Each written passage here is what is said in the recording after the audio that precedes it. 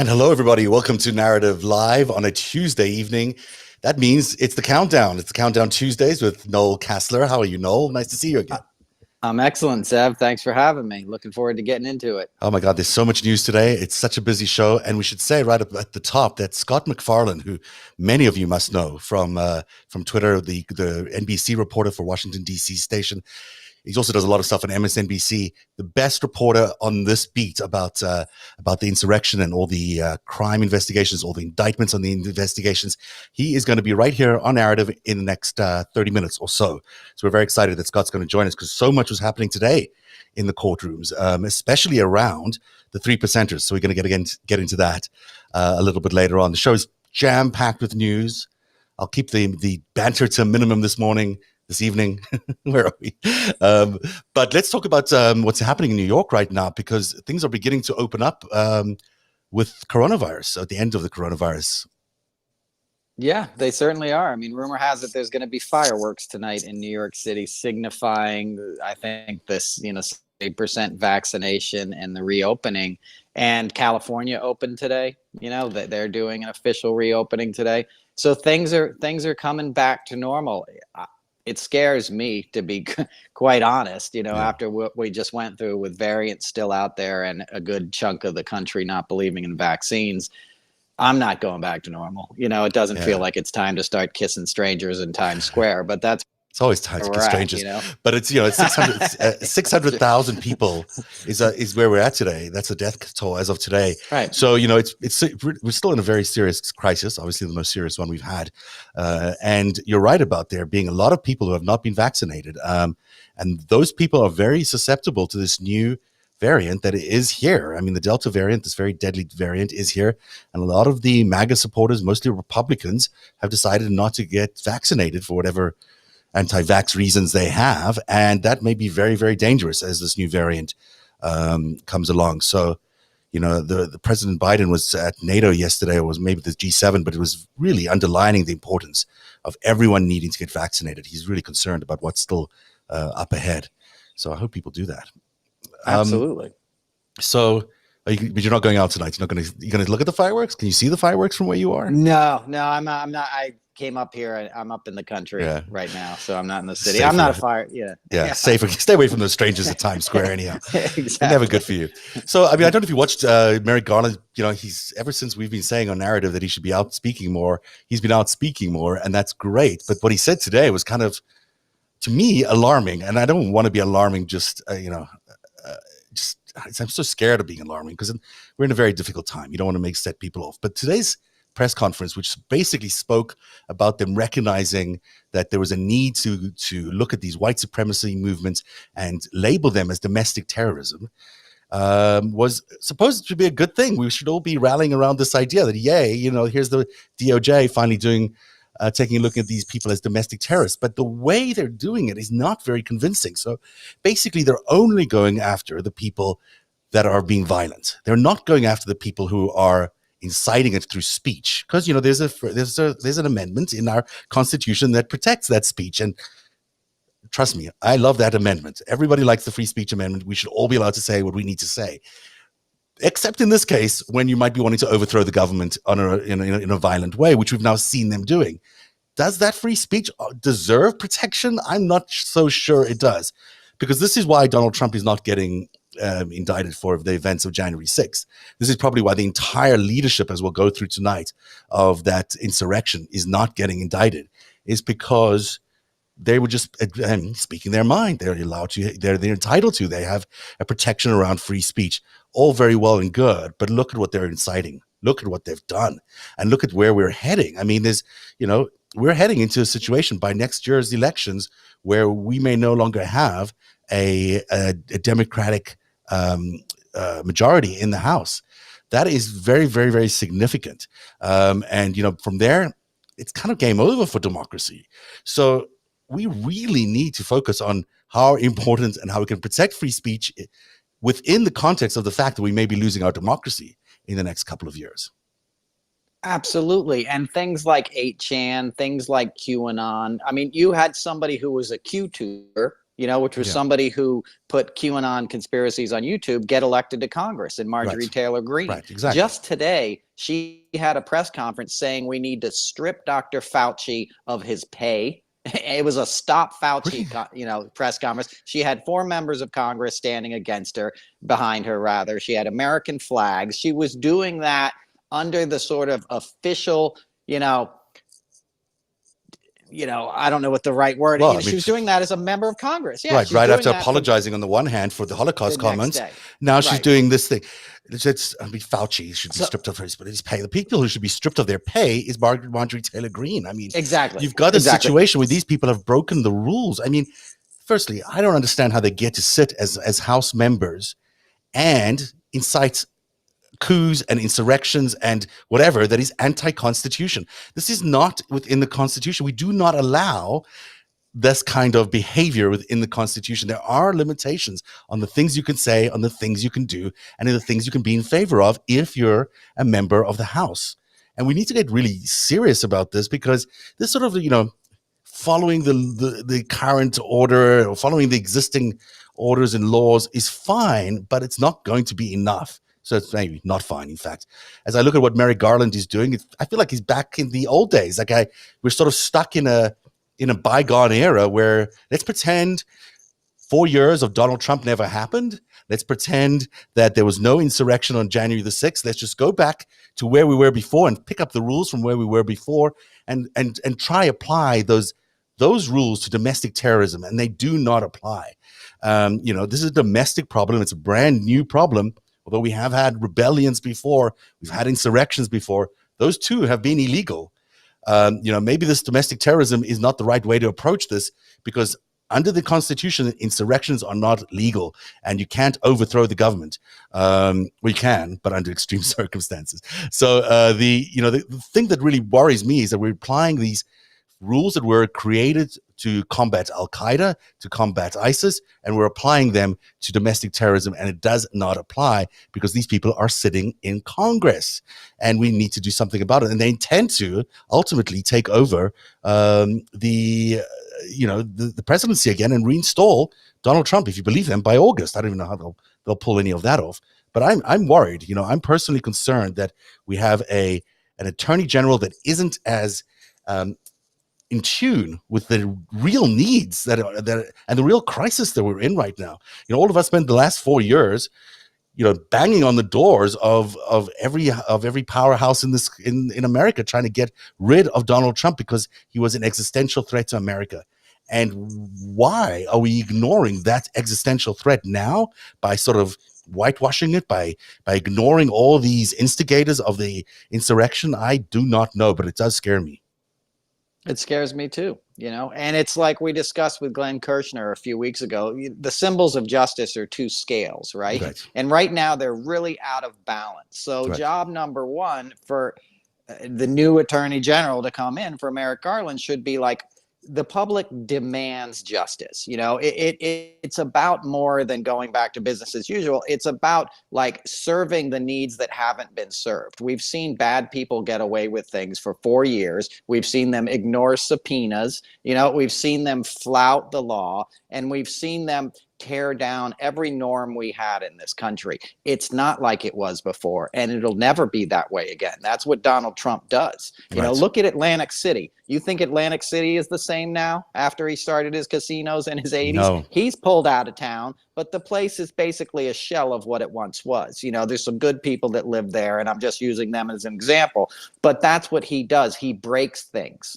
That's what he was installed to do. The money behind him, the Koch brothers and Putin and all this dark money, was like completely break down the part of the system that gives power to minorities, to a democratic process, to doing things the right way. Because Trump and his cronies can't do things the right way. And now we have all these GOPers in Congress that their political futures, they're betting them on the fact that QAnon is the next big thing. And they may be right, because if you look across Florida, Texas, all these GOP governors are doing the same thing. It's gone mainstream. It has gone mainstream, and you point out to that, the QAnon is the thing that many people feel like they can be elected on. there was a document that came out today. I'm going to go into it a little later on, that actually proves that it's a military operation. It was a military operation, and we know already that none other than Michael Flynn. Where is he? Here he is, Mr. Rebellion, is the guy who helped spur QAnon. Of course, he was a national security advisor to Donald Trump. And you were just pointing out the other day that yesterday, maybe it was even today, that he was awarded something in Alabama by a local GOP. Yeah. I mean, it's insane. In Birmingham this weekend, they gave him a special award. They gave him a citation. The Birmingham GOP, Alabama GOP, Republican Party. There you go. That's an Alabama State Supreme Court justice who's sitting next to him, by the way, right? So that's somebody who's deciding the law at the highest level in that state. What did they give him the award for? For being like Putin's best representative in America? I mean, I don't know. This guy is an asset for the Russians. This is not it's not even up for debate anymore. There are photos of him, with Vladimir Putin shaking hands at the RT dinner. That didn't just happen for fun. They did this for a reason. And so, we now know that he did that. We know that he was identified by Sally Yates as a threat to potentially being used by the Russians. He was fired for that. And now the GOP is giving him an award after he helped organize this insurrection. This is a fundamental problem we have in this country. We cannot allow this kind of speech to go on. You can't allow QAnon to exist. There's no freedom around QAnon. That should not be an acceptable norm in America, that we allow a foreign military grade operation that can screw up people's minds, that can be beamed into our homes and into our phones and screw up people's minds to the extent that they no longer see reality. That should be illegal, and we should find every way possible to root it out. In the same way that we should be rooting out this talk about not being vaccinated, because that shouldn't be legal either, because people are going to die. And, maybe we should be looking at how we're going to get rid of Newsmax and Fox and OANN, because these networks are funneling lies into American brains, and they're doing it not for good reasons. They're doing it because they want to destroy the American Constitution. And it's an urgent situation. I agree. And it's like 8chan. There's a lot of countries that banned 8chan a long time ago. And how many mass shootings were a direct result of that? We have the one in New Zealand. We have one here in this country in San Antonio 2 summers ago, was directly influenced by this propaganda that he found. Yeah. So, and they spoke about that today. They spoke about Merrick Garland spoke about the fact that those shootings were considered domestic terrorism, and they were going to go after it. But they only care about it once it becomes violent. Well, it's too late. Right. It's too late at that point. I mean, even if it's a violent ideation, it should be a concern. But the whole thing needs to be rooted out. We are under attack in a psychological cyber war, and we need to root out the weapons that are pointed at us, which are those cyber weapons. We can't just keep saying, well, it's a cyber war, absolutely, but we're going to try and maintain our existing rights and freedoms. I mean, this is a balancing act right now, that we either choose democracy or we choose our freedoms, but those freedoms are going to disappear if we don't protect them. And right now we need to protect them. I agree. And the irony here is that they're using our institutions and our concepts of free speech, right, and, to get in here. And as soon as they do get power, that'll be the first thing to go. Exactly. You saw Trump right. trying to go after reporters. We just learned last week they used the Department of Justice to get the phone records of sitting congressmen that were investigating. So they're using free speech to spread hate. If the hate takes root and overcomes the good governance in this country, there will be no more speech. It will be like Putin, and that's the end game. That's what they want, is a dictatorship run by a few white men, serving their needs, and a bunch of subjugated sort of followers that their brains have been turned to mush by QAnon. There was a lady last week sticking a car key on her forehead, thinking she was magnetized, by a vaccine. Like that's that. Let's try not to laugh. We're trying to have a serious conversation, but it's kind of hilarious. It is hilarious. It is, but that stuff never happened before. You Yeah. know, we're in, like you said, we're in uncharted territory, man. We've never had social media. We've never had 24 hours a day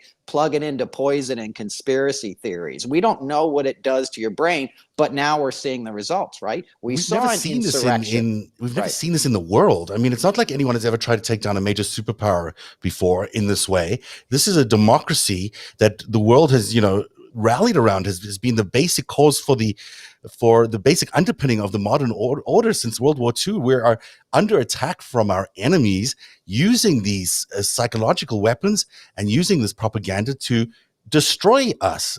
And it is a very significant, the business as usual idea. It would be great to get back to normal. Well, boy, would we all like to get back to, to Obama's years, but we're not going to get there. We're not going to get there. We need to fight this the way that Lincoln fought this. We're basically in a civil war, in a cybersphere, in a psychological civil war. And because it's not bloody and because it's not physical, people are not taking it as seriously, but it's just as serious. And what Lincoln did is he went after a lot of newspapers. He shut down, I think, 1,600 newspapers during the Civil War that were, spouting foreign propaganda or not telling the truth or just being, the anti, I don't even know which side I'm talking about there, but the anti-union. Yeah, anti-union. Yeah, exactly. So, I mean, he was just very careful about saying that he needed to do that because that's what he needed to do to win the war. And right now we're in a war. We need to do things that we need to do to win that war. And that includes domestic terrorism legislation, absolutely. But it shouldn't be protecting domestic terrorist speech, which is basically what Merrick Garland came out today, basically said, it's okay if you incite domestic terrorism. It's not okay, people. It's really not okay. We need to be loud and vocal. And if Merrick Garland isn't the guy to do this, then we need to pass legislation to do it, and we need to get Merrick Garland out of there. But we don't have a big window here. And anyone who's saying that it's okay for Donald Trump to be saying the things he's saying, or Michael Flynn or Roger Stone or any of these representatives like Marjorie Taylor Greene or who knows, the whole crowd of them, Lauren Boebert, there's a ton of them. They're just, it's not okay. We cannot get into the next election. Maybe we can't even get to the end of the summer without some serious thinking about how we're going to stop the speech that incites these insurrections. Let me make one. Yeah, sure. Sorry. Let me make it another example on that. Lara Trump was on Fox News over the weekend, and she said people need to take matters into their own hands concerning immigrants coming across the border. That's the same stuff that got the kid to go attack the San Antonio Walmart. Right. She was literally inciting violence on Fox News on a Saturday night in the United States of America, not only when we have an epidemic of gun violence. We have shootings every day. We had one in Austin, that shot 7 people, killed a kid. Like, we've become numb to them. But Lara Trump was on a cable news network telling people they needed to take matters into their own hands. Like, it's the same thing shouting fire in a crowded theater. It's an act of violence, the way they're using these words, and they're using the airwaves and the internet as a weapon because they know they won't be stopped. I agree with you. I think the biggest challenge and the biggest opportunity maybe is to look at Fox News and to look at OAN and to look at Newsmax and really recognize them for what they are. They are, foreign agents. They're propagating foreign propaganda into America that's being designed out of Kremlin or Tel Aviv or wherever it is being made out of. And it's being beamed into American homes on a daily basis without any restriction, without any warning, or without any context. So, these people have begun to believe that for good reason. Fox News was considered a news network for a little bit there in any event. And it was the news network of the right. Now it's gone so out of the reality so off track reality that it is no longer considered or can be considered a news network. It is just a propaganda network run by Rupert Murdoch, who shouldn't be here in the first place. So, there's just a real danger in the fact that we have these multiple news networks that are now coming into people's homes who are not aware of the fact that they're being lied to, not aware of the context, and being fed all this information. I mean, it's kind of anti-free speech because it's so much of a brainwash that they aren't even able to access the real free speech because they don't have even awareness of how brainwashed they are. Absolutely. And it's as I said, it's weaponized. Yeah. It's designed to cover the crimes of a few. They think of Michael Flynn as a hero. That's why they gave him an award in Alabama. Right. I guarantee you they used the word patriot probably no less than a dozen times when they were handing him out that award. So they've excused the crimes of these henchmen and these treasonous people that worked for Trump. And they've used the airwaves, as I said, to sort of brainwash these folks. And these folks, it's not like here's our side of the story and this is the other side. They demonize the Democrats. They demonize the Democratic leadership in Congress and the Senate. They want to kill them. They're not. They want to kill them. They went after them, try to kill them. I mean, it's not. I don't know how we raise the Mayday on this. I'm just going to try to keep doing it on narrative, but people need to be thinking about this in a very different way. This is an existential crisis for America. This is an existential crisis for the way we have lived all 200 and whatever years. We have to really get ourselves into a position where we're thinking about how we're going to maintain democracy, and everything else really doesn't matter, because everything else won't exist. I think a lot about the importance of civil rights issues and about voting rights issues. Yes, only in context right now do we need to think about that in terms of saving democracy. I think there's such an emphasis on minorities getting to the polls, which is super important. I'm not saying it's not important, but there's such an emphasis towards that we're forgetting the fact that there is legislation in front of the Senate right now that could ban dark money. That is such important legislation that we need to pass. We can't ignore that. The For the People Act needs to be passed to protect democracy. Everything right now needs to be focused on how do we protect democracy. It's not about just the polls next year and getting people to vote and all these state legislature moves. We have to protect the homeland. We have to protect the idea of democracy, because otherwise it's gone. It's gone out the window by this time next year. I'm going to keep ranting, and I won't keep ranting. Instead, I'm going to go to a commercial break. And then on the other side of this, Scott McFarlane's going to be here. Plus, we're going to take a look at the money. I've been taking a deep dive into who paid for January the 6th.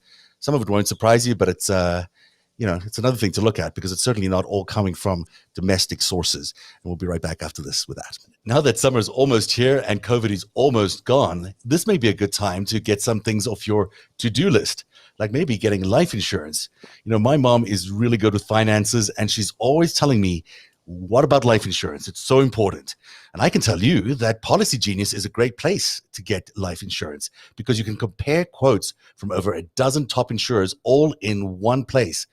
Why compare? Well, you can save as much as 50% or more of life insurance by comparing those quotes, and you could save $1,300 or more per year on life insurance by using Policy Genius to compare those policies for you. The licensed experts at Policy Genius work for you, not the insurance companies, so you can trust them to help you navigate every step of the shopping and buying process. That kind of service has earned Policy Genius a 5-star rating across thousands of reviews on Trustpilot and Google. This is how it works. Getting started is really easy. First, you head to policygenius.com, and in minutes, you can work out how much life insurance coverage you need and compare personalized quotes to find your best price. When you're ready to apply, the Policy Genius team will handle all the paperwork and scheduling for you. Policy Genius never sells your information to other companies, and that means you don't have to worry about your privacy, and they don't add extra fees. Policy Genius. Head to policygenius.com to get started right now. Policy Genius. When it comes to insurance, it's nice to get it right. Now, are you a meat eater? You said you might not be a meat eater, and that's a challenge for what I'm about to talk about. But are you a meat eater? I've eaten a lot of meat. I try to watch. I try to be plant-based, but I can't say I'm not a meat eater. I love meat. I'm also really concerned about the environment, and I'm concerned about all these other. It's never a good look when you're just. I can't even look at a steak and then think, oh my God, where did that come from? It just makes me terrified. And of course, there are alternatives. There are better places to get your meat. There are farm, grass-fed, farm-raised meats that you can get, and you can get them now to your home through this service called Moink. Did you see this? She originally launched this. It's a farmer, I think Montana. I might be getting it wrong, but I think it's Montana. She launched Moink because she was concerned by all this commercialization of meat, by this sort of mass production of meat, which she saw as being completely unhealthy, but also was really destroying the farmer. The local farmer industry in the US. So she launched this company through Shark Tank. It was really successful on Shark Tank. Next time we'll play you some of the clips there. But now you can get these delivered grass-fed and grass-finished beef and lamb. It's pastured pork. What is that? And chicken and wild-caught Alaskan salmon. And it's delivered right to your door, helping family farms become financially independent outside of big agriculture. The animals are raised outdoors. Their fish swim wild in the ocean, and Moink meat is free of antibiotics, hormones, sugar, and all the other junk you find prepackaged in the meat aisle. So you can sign up at moinkbox.com. It's hard to say, Moinkbox, M-O-I-N-K box.com /narrative to get a year of bacon for free. That's nice. A year of bacon for free. I can definitely sign up for that.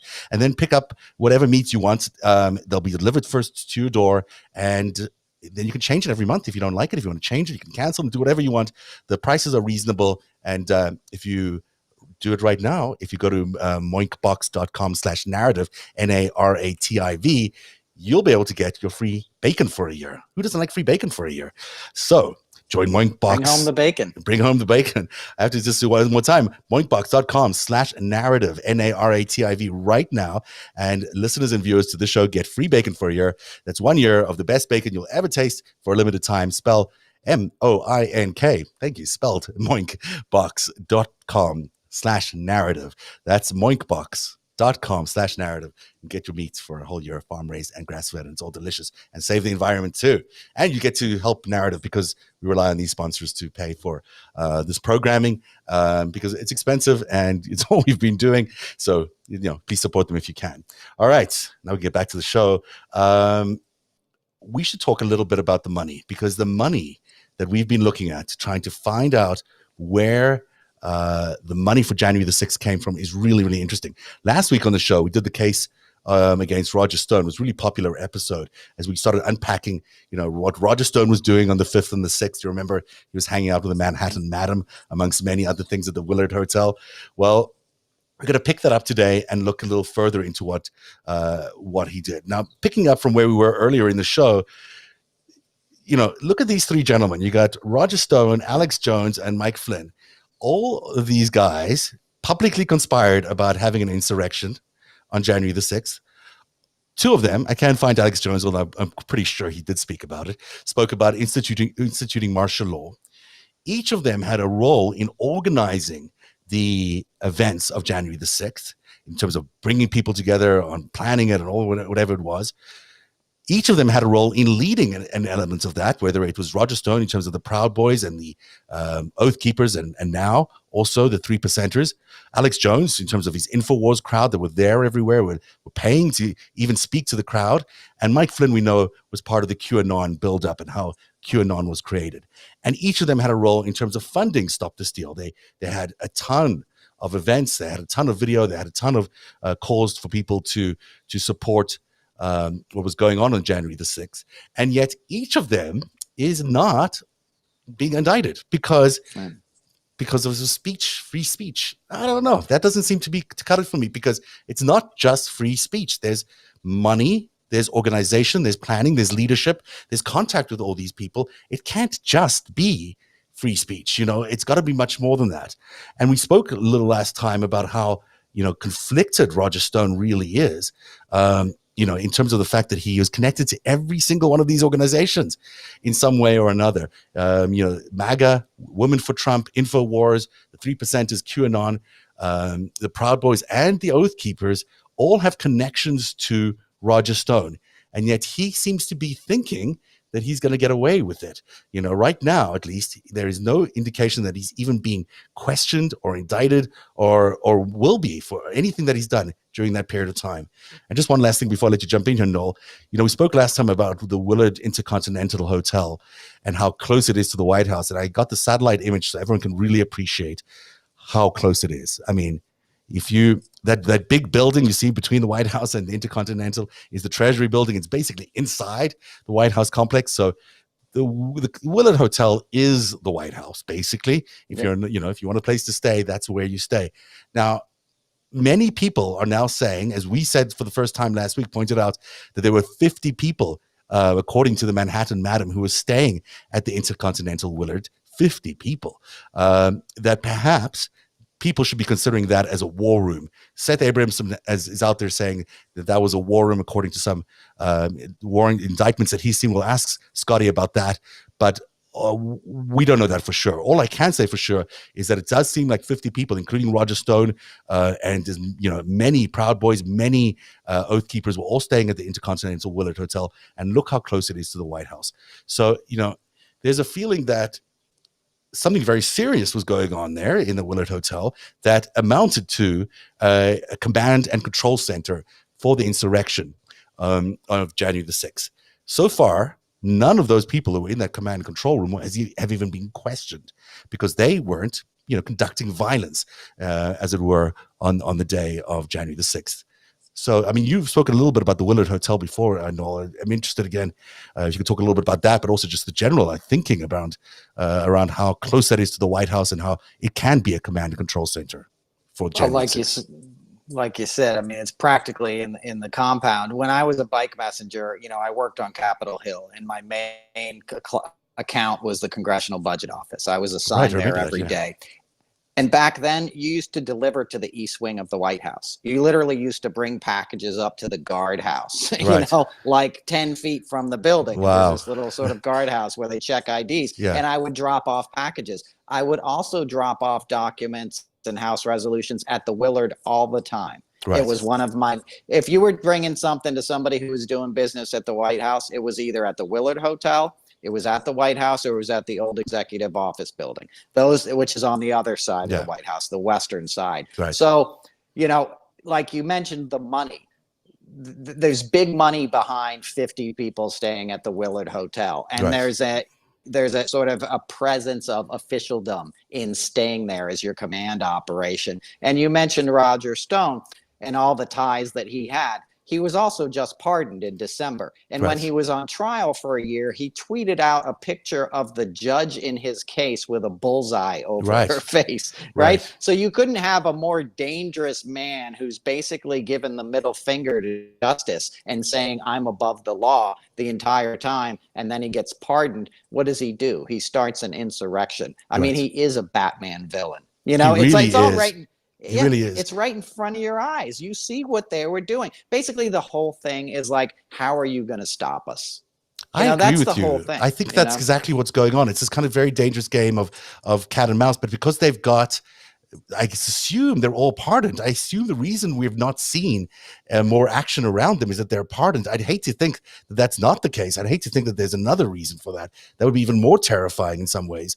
But I'm going to try start rolling this video, and when he starts, the sound pops up in a second. This is Roger Stone before the insurrection. He was, using the stopthesteal.org account as a way of fundraising. And what I found so amazingly interesting in this particular video is how focused he is on raising money for the security of the marches. Now, who were the security of the marches? There were the Proud Boys, and there were the Oath Keepers. They were his security. That's who they were raising money for. So let's listen to a little bit of it here. Let me see if I can pull up the audio. Oops, maybe not. Let's try. All the professional accoutrements of an event. This is a pop-up grassroots event for which we need professional security.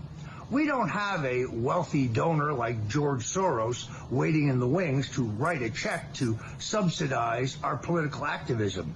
We can only count on people like you. So to help us have a safe, peaceful event, to help us have the impact we want, to change history, and to stand up for the greatest president since Abraham Lincoln, please go to stopthesteal.org. That's stopthesteal.org, and help us pay for the staging, the transportation, and most importantly, the security of our peaceful protesters.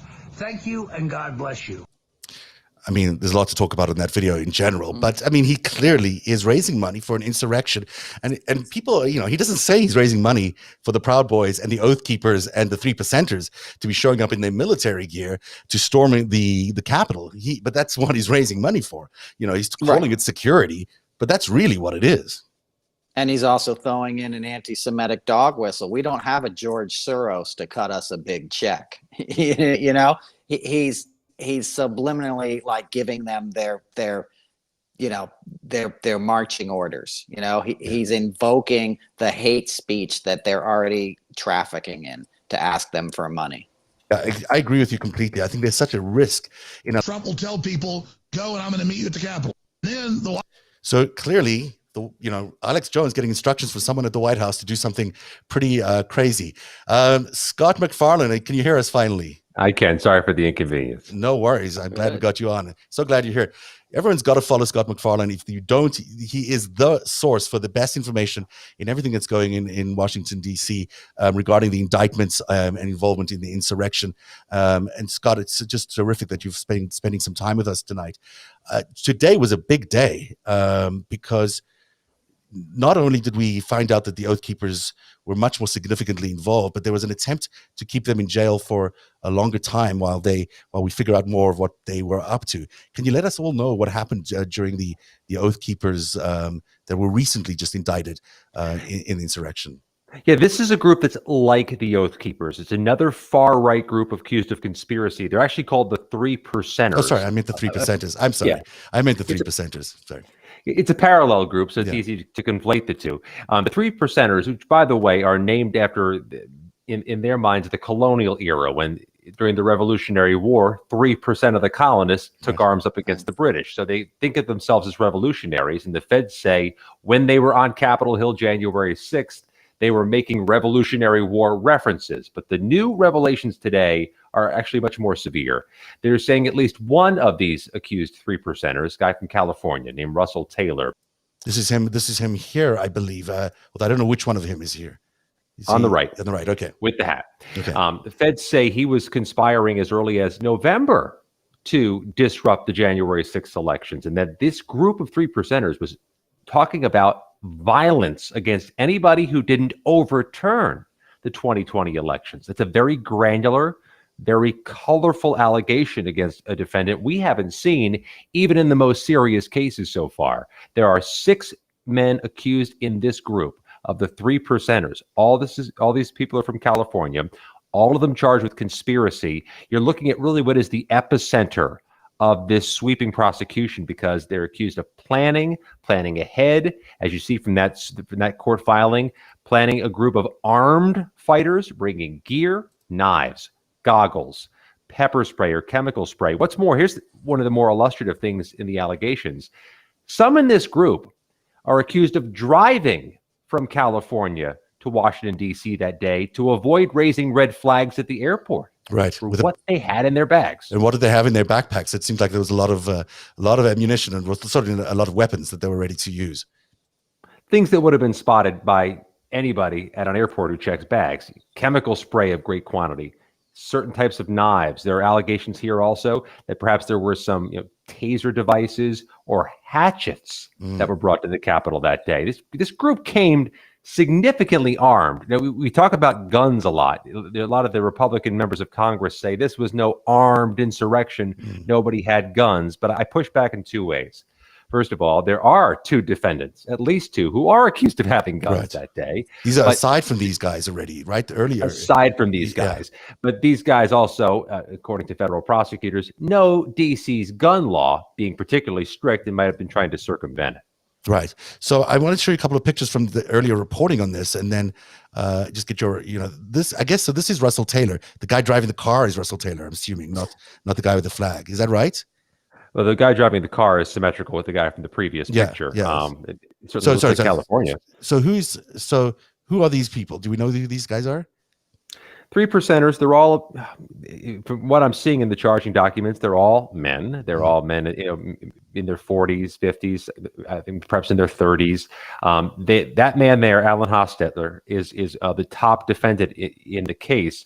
They say Hostetler was anti-government COVID restriction and mobilized for that, to fight California's COVID protection matters, to fight the masking. And it seems to have morphed, according to prosecutors, from fighting masking and COVID restrictions to fighting the results of the election. And they're explicit in these accusations that this group questions the legitimacy of the 2020 elections and was targeting those who don't.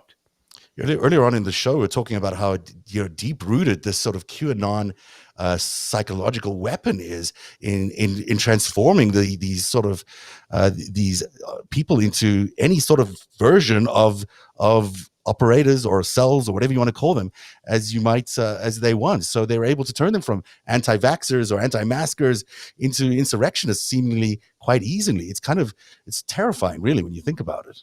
I found it interesting that they specified that history in the charging documents. They don't do that in all cases. They don't give you that backstory of a defendant in every case, but they did in this one. And the symmetry is interesting. You're pushing back against the government for COVID restrictions and pushing it back against an election.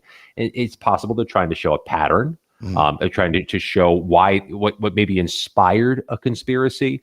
But what's striking here is the allegation that they were considering or discussing violence in the name of countering the 2020 election. And they really haven't been that explicit in any of these other cases. And they planned for it. He had been recruiting a bunch of fighters. He had brought the weapons. He had organized for the weapons to be driven across the entire country. I mean, this certainly seemed like a very pre-planned event for them. In any event, they were coming there with the intention of at least being able to use their weapons if they needed to. They may not have, there was no foregone conclusion that they would have, but they could have if they needed to.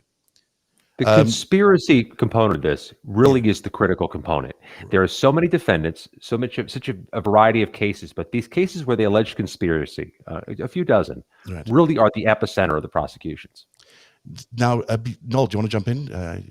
Well, I just want to thank Scott for his excellent reporting. I saw the tweets on this today, and I know how you've been all over this story. And I have one quick question, because these guys were all based in California. And I know that last week, an elections official in California who was like widely lauded as a completely unpartisan, election official left. He quit and moved his family out of the state. Rachel Maddow did a big piece on it. And I wonder... And her piece was basically like, look, this guy's like, I'm getting death threats. He was an Asian American. He'd worked in his job forever. He's like, people are threatening to kill my family. It's not worth it anymore. Yeah. I'm out of here, And I wonder if this sort of thing is related, if the fact that these guys are so violent and so spread out and entrenched in our country that, you can disrupt elections by threat. Next time that guy won't be in charge of that election, the guy who had done his job and been experienced. Do you see what I'm saying? Yeah, you got to wonder who wants to be an election official right now for the civil service pay, for the Monday morning quarterbacking you get in the best of times. Right. To do that now seems to be a fool's errand. Yeah. I'll add this, though. I'm struck by the geographical diversity of the list of defendants in this case. They're from everywhere. They're from California. They're from big cities. They're from small towns. I got a guy who's accused of driving from rural Arkansas, and somebody who's in suburban Washington, D.C. People with different socioeconomic statuses. But they do find each other, don't they? I don't know the answer to that. Yeah. I mean, certainly there's questions about social media platforms allowing the congregation to happen, allowing the conversation to happen. I mean, there's some clusters. I mean, Pennsylvania's got a bunch. That's close to Washington, D.C. New York's got a bunch. Again, geographically close. But it's from everywhere. And the backgrounds are so diverse. In your mind's eye, you see that insurrection. You see a lot of black and gray beards. You see a lot of stocky white men. But it really is a diverse group if you get the full set of who's been charged. It is interesting. Fascinating. I want to play you a little clip from Hofstadter because I watched his podcast just out of curiosity, and it's very hard to follow. The thinking is really, really hard to follow, but I just want to play you a short clip to give you a sense of what's going on in this guy's mind. Here we go. What if? Oops, I'm not sure you can hear that. Can you? Just what if all of this over-the-top, blatant, and obvious corruption on the part of the FBI is a misdirection play? What if the white hats are actually in control of the FBI and the intel agencies now? And let's pretend Chris Wray, the FBI director, might possibly be a sleeper who very technically, but still misleadingly, was correct in his assessment of BLM Antifa not being involved in Capitol fake surrection when he testified before the Senate. And the reason that he might be technically correct is because John Sullivan, aka Jaden X, is actually an anarchist. Now that's hard to follow. I don't. Could you hear all of that? Were you able to hear it? There's a lot going on there. Yeah, but it's very. If you listen to the whole thing, you will not follow it. It is a lot of. It's crazy thinking. It really is crazy thinking. I'll admit that I've watched some of those same videos. I have not independently confirmed the way we have to by our standards that that's Alan Hostetter, but I'll acknowledge that I've watched that video and some of the other videos that are allegedly ascribed to him. There's a reason the prosecutors, though, have given us the backstory on Alan Hostetter. They mentioned the website that he has. They mentioned the other groups with which he's associated or is accused of founding. They're putting that in there because they're trying to build a case, presumably, that this is an organizer, somebody who organizes things, because they're trying to make a conspiracy case, which is a different level threshold to reach as a federal prosecutor, and that's kind of the infrastructure of building a conspiracy case. Right. It comes off his LinkedIn page and identifies himself as that. But you're right; it might not be him. The way he describes his arrest by the FBI and the investigation. I mean, he certainly was expecting this to come down. Although, he thought maybe for a little period, if you watch one of these, that he was going to get away with it. There isn't another piece of video, and again, we can't confirm that this is exactly him, but certainly the open source investigators and researchers online say that it is him. It's him setting up a microphone at an event with Dana Rohrabacher from way back in 2020. So let me just pull that up. And it's interesting because Rohrabacher, even back then, I think it might even be 2019, is talking about how, and I of course can't find it. Let me just make sure I have it. Backstory is Dana Rohrabacher is a California congressman until a few years ago, and independent reporting has him near the Capitol. So I don't actually have the video clip, and that's unfortunate, but I will play it. I'll put it on my site a little later on in my feed. But it is interesting that he, with Dana, 2019, as Dana was railing on about the communists coming to take over America and that we have to stop them, almost predicting that there was going to be a insurrection kind of event. Dana Rohrabacher, who everyone knew was sort of Putin's congressman, believed to be paid for by Putin, certainly was involved in many operations that seemed to support the Russian agenda in the United States, that this guy, Mr. Hostetter, was involved in an event, holding up a microphone, making sure that Dana Rohrabacher could address the crowd at this event. It certainly seems like they have some sort of history together. Now, you're right about Dana being at the insurrection. It certainly surprised a lot of people. I've been watching this guy for a long time. I could not believe that he was present at the insurrection and was spotted by the open source investigators. This is him looking a little disheveled, perhaps, but at the insurrection just outside. He didn't get into the Capitol. He didn't get into the Capitol itself, but certainly there he is with a friend of his. It's interesting that all of these sort of tie together. It's shocking that we've got a former representative there with ties to Putin. Even Kevin McCarthy said that is hanging around, and he's got ties to these 3%ers. If you read through the 500 or so case files that exist right now, you'll see some number of public officials, a West Virginia state delegate who not only was accused of being there January 6th, but is accused of doing a Facebook Live video screaming his own name, announcing that he was there. You have a local county commissioner from New Mexico who's accused of being outside the Capitol, facing charges in the insurrection. It's part of that diversity again. You've got a little bit of everything. You got a little bit of America represented here, and that includes public officials. So what have you learned that's been the most, what's sort of your takeaway? You've looked at these cases closer than anybody. You must be getting a picture of how much of a threat level, or what kind of threat we're facing in America. What's your sense of what that threat level is?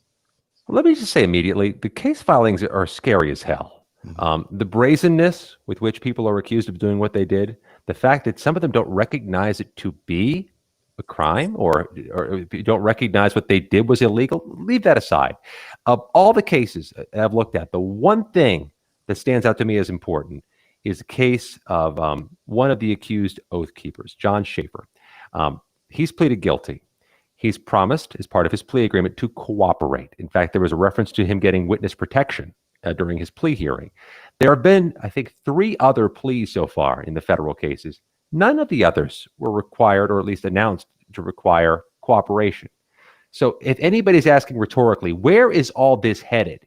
You want to watch the cases where there's cooperation being promised and where they're going after these higher level charges, conspiracy, assaulting officers. That's the ball game right now. There are people who want to see justice brought about for everyone. You got to be honest. some of these people may not be going to prison. Some of these are misdemeanor cases in the federal system with no criminal past. Very possible. A lot of people charged will not spend a day in prison. But watch these cases with these accused far-right groups who are accused of conspiracy. If they're going to cooperate, or as some people call it, flip who? Right. Somebody who paid for this? Somebody else, bigger, higher up, who organized this? Are we going to the next level?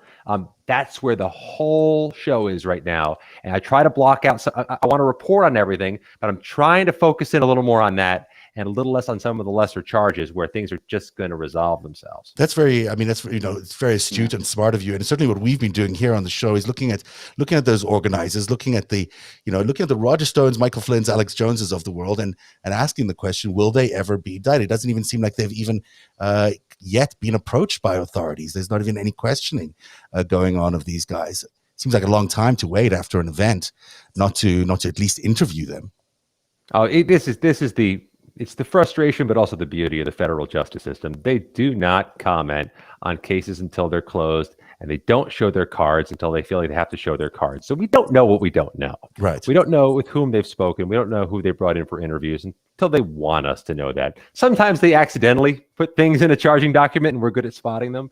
That first plea agreement I referenced with the Oath Keeper, that got out of the bag before the feds wanted it to, because I think they mistakenly put something out. But we don't know who they've talked to. And they, unlike some local justice systems, some international justice systems, at the federal justice system, they have a pretty strict policy. They're not going to talk till the case is closed, which is why you have not seen the U.S. Attorney General or any of his designees do a press conference on this. That's why we are always puzzling together answers, all of us, putting the puzzle together, because nobody's going to put it together for us. It was interesting today when he did do the domestic terrorism announcement, the Merrick Garland, he sort of seemed to draw a line between the people who were involved in the violence and the people who might have been speaking in favor of that insurrection or an act of domestic terrorism. There seems to be a dividing line for them in how they're investigating things. They're really going after the people that were involved in the violence and in actual, physical law breaking versus the people who might be inciting it through speech, which sort of takes Donald Trump off the hook, and maybe it also takes these other organizers off the hook. Like, I mean, it is possible that because Roger Stone was at the hotel that day and didn't go to the actual events at the Capitol, that maybe he is protected because it's free speech and he's not directly involved in the violence. Although I would question that. But what do you think? Do you think that there is a path to an indictment for Roger Stone and those kinds of people? Well, let me tell you the path that the FBI director has been explicit about. He was last week when he appeared before the House Judiciary Committee, and he was again today before the House Oversight Committee. He says there are 3 buckets. One bucket is people who are outside the Capitol protesting, screaming, making a lot of noise. They're not terribly interested in that bucket. Second bucket is people who were in the Capitol, potentially those who maybe damaged some property, clearly violated police orders, made the situation worse. That's a second bucket. The third bucket's the one I've been referring to: planners, conspirators, people who were part of the orchestrating of what happened. That's the bucket they're most focused on. That's where we have some of those far right groups. And when they cooperate, gets us back to the question: what are they offering? Because I got to tell you, they know everybody that was in that building that day. Right. So if you're going to cooperate, what are you offering up? Because they think they got pretty good evidence against the other 499 people. So that's the fascinating open question, which motivates me to dig on this every day. You do such great work. Sorry, go ahead. Thank you, Zev. No, that's awesome. It's awesome. I really am concerned that, you made me feel so much better. Actually, listening to you talking right now helps me feel a little bit better about where we are going down the path, because it doesn't feel like to me like they were actually ever going to get there, but maybe they will still. There's how many the federal system is so painfully slow, Zev. I mean, it moves in months and years. It doesn't move in days and weeks, which can be unsatisfying, but is an indication of thoroughness. We are at about 500 cases now. Wow. The FBI director said today there are hundreds more investigations beyond that are going on. Wow. So I'm not sure where that gets us, but it gets us in the direction toward 1,000. Though it's hard to put goalposts up right now. What's the mood inside the attorney's office there? Like, are they feeling pretty strong about where they're going? Is there confidence in the new leadership? Are they feeling, despite all these scandals, that they can still do not get distracted by what's going on in terms of the other scandals that are happening there? It's a really good question. Here's what I can say with certainty. It's overwhelming how much intake is coming into this one federal courthouse. Right. All the cases are going through DC's federal courthouse. These people are being brought in from around the country. There's only so many clerks, only so many prosecutors, only so many federal defenders. They are borrowing, and stealing prosecutors and federal defenders from other jurisdictions. They're making the judges handle a little bit more, bringing some of the senior judges to a higher case level, some of the magistrate judges to a higher case level. This DC federal court, Zevin Knoll, typically gets about 300 criminal cases a year. As of now, they have 500 insurrection cases. Oh, wow. Not to mention all the other crimes that are happening in the District of Columbia, and not to mention all the cases that were backlogged during COVID. They've got a huge backlog to clear up that they're just now reopening for trials. So you've got a bottleneck that is not going to speed things up. So all the cases are coming to one attorney's office? That's unbelievable. All coming through the U.S. Attorney's Office for the District of Columbia. Wow. Now, obviously, that it not by happenstance. That's next. It's right down the road from Maine Justice, from Justice Department headquarters. So there's that backstop as well. But it's all going through the same courthouse. Right. They're not trying the defendants from California in California if they go to trial. They're not. The guy from New Mexico, he's going to be here. The guy from Massachusetts, he's going to be here. That's a logistical issue. I mean, it's not going to stop justice, but it very well might slow it. So just before we let you go, tell me, you mentioned one case. What was the one case you said to watch? Was the guy who who had flipped? What was his name again? John Schaefer is from Indiana. Jon Schaefer is from Indiana. He was one of at least 16 charged oath keepers, but he's the first to sign a plea agreement. Now, I don't think we're going to find out how his case is disposed of for quite a while. If he's cooperating, he may be among the last to be sentenced. Who else should we be looking out for? What other cases are you excited about? I think the cases that carry interest are all those 3%ers from California, whom you were speaking earlier. The Proud Boys, again, symmetrical. You've got a level of far right accusations, a level of conspiracy. But watch the case of a guy named Ryan Samsel. Here's the case where he's accused of knocking over a police barricade, knocking over an officer, and knocking her unconscious. This is the case where his backstory is almost more, I shouldn't say interesting, but worthy of looking at as the case itself. He has a history of convictions of knocking women unconscious. He has a conviction for assault of his pregnant girlfriend. They're trying to transfer him to state prison in Pennsylvania for other violations, and it's back and forth and back and forth. They're fighting it. He's just one of those cases where the kind of the antecedent is interesting. In addition to the allegation, there are so many others, Zevin Knoll, have no criminal history, none, yet are being held because what they're accused of doing is so severe. That's just a case where the guy's accused of having a horrible past, and that's burning him right now, enforcing him to stay in jail until further notice. Are you concerned about August 15th? A lot of people are concerned about this date. They're saying that it's potentially the next insurrection. What are you thinking about that? I don't want to use hyperbole. I'm concerned about everything to do with the Capitol and Congress. There is exponential growth in the number of threats being made against members of Congress. And that actually was happening before January 6th. Right. I'm not sure who signs up for that job right now, but because you're going to get some number of threats just for showing up for the day. And you've got a police force. You got a police force that's robust in size and robust in budget, but you also aren't beneath the dome of the Capitol at all times. You're not inside the shield, which, by the way, was penetrated in January. You're at the airport.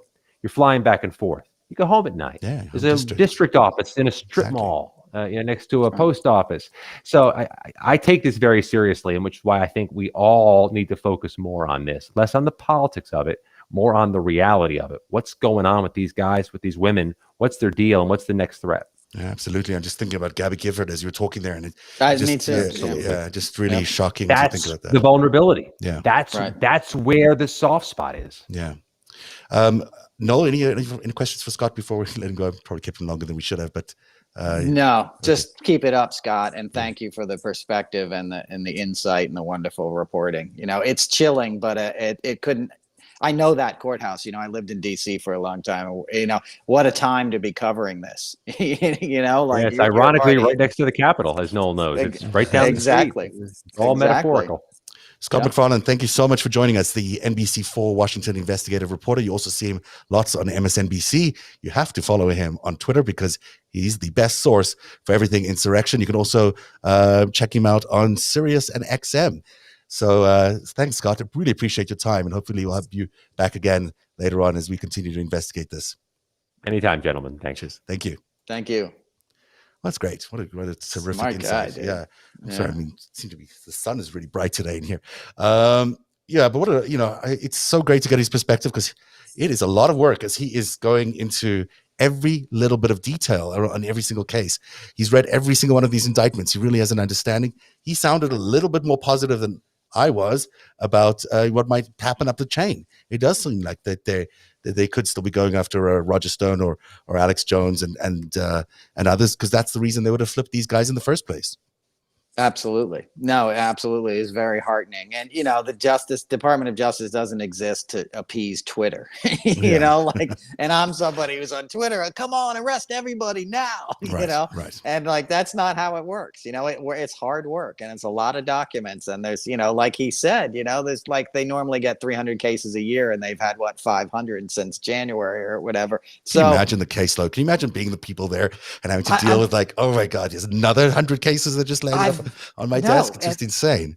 And as he was describing, I know that courthouse. I've been there for something before in my past. Not that I was on trial. I know I can visualize what he's talking about, and it's mind-boggling. Because DC is a small town. People don't. It's got a big thing, but it's a tiny little place. So it's amazing. It's mind-boggling, and it's mind-boggling to think that all these guys are being held, either in the DC jail or in Northern Virginia or wherever they're keeping them. It's just insane. It is, and that they're keeping them for these kind of charges with no track records. Because I am really concerned still about what's going on. It was difficult to hear him describe what his fear was around all these representatives. But there's this date floating around for August, and it's again, just to circle back to the top of the show, we need to stop allowing people to have this kind of conversation out there. These are extraordinary times. We need some extraordinary measures, and Twitter is able to ban people or deplatform people. Great. Deplatform more people, but we can also make it illegal to have these conversations. We can go after the media that's been pushing all these incredible lies that are really affecting our national security and our soul of the country. I mean, we're not going to have democracy if we allow all these broadcasters, if we allow all these, these influencers, so-called influencers, to continue to propagate all this information that's basically propaganda and intelligence run psyops coming from other countries. Well said. And, and the scariest thing that Scott said is that most of these guys don't have criminal records. That's what people need to focus on. These aren't people that were in bike gangs, and drug dealers that just fell under the spell of a conspiracy. These are normal Americans for all intents and purposes. They're across the socioeconomic spectrum. They're across the, the geographical spectrum, and they haven't done anything before, which means something out there that has radicalized them, the QAnon, the 3%er, the MAGA, the Donald Trump, has gotten them to the point that they'll load up their cars in California with weapons and drive across the country to attack the United States Capitol on television. And think that they're doing the right thing, and think that they're not doing anything wrong. That's the point. Yeah. No, that's what I'm talking about. Yeah. They think they're patriots. They think they're the same thing as, revolutionary, soldiers fighting against tyranny, and they're buying it. That's the point I'm trying to make, is that these aren't guys that are just have always been maladjusted troublemakers that are just looking for an excuse to punch a cop or something. These are normal people that are essentially risking it all for this fight. And such a good point. It should be chilling. It should be chilling. It's such a good point you're making about the different economic structures. I mean, there's lots of wealthy people that showed up there, lots of people with businesses, lots of people with careers who showed up on January the 6th. These are not people that are looking for trouble. They're looking to try and protect America, as we all are right now.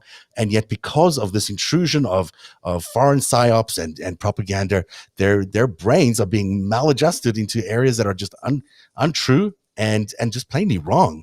We have a way of stopping that, and we really, really should. And on that note, we should probably go because that's it's a little bit over time. But what an interesting show we had tonight. Thanks again, Noel, for being here. Always great to have your insight. And you were so right about the need for us to recognize that these are ordinary patriots who are being misled, and it's that misleading that needs to stop. And hopefully we'll get to see that. And my thanks to Scott McFarlane for being here as well and giving us his insight into the indictment cases, the insurrection cases that are currently under indictment. Seems like there's lots more to come, and we thank him for that. That's all we have time for tonight. And thanks for being here on Narrative. We'll be back Friday with the after show. Have a good night, Noel. Have a good night, everybody. Thanks, Ev. Narrative is funded by viewers like you. Support our independent journalism at patreon.com/narrative.